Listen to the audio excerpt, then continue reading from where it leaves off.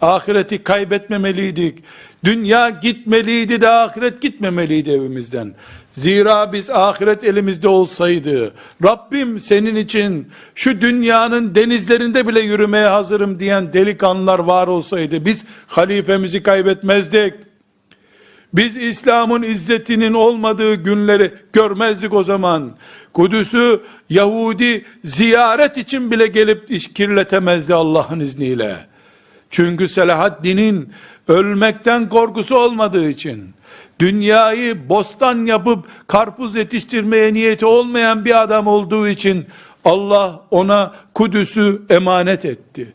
Daha sonra Kudüs'te karpuz yetiştirmek isteyenler, Kudüs'ü zeytini değerli yer halinde bir çay bahçesi halinde kullanmak isteyenler yüzünden Kudüs elimizden gitti. İnşallah tekrar Kudüs'e, tekrar halifeliğimize, tekrar faizin haram, çirkin, hırsızlık, adilik, gasp olduğuna inanılan ve asla müminlerin midesine bir kuruşu inmeyen bir nesne haline geldiği günlere, dünyanın değil cennetin emelimiz olduğunu, hasretimiz olduğunu kavradığımız gün inşallah kavuşacağız Allah'ın izniyle.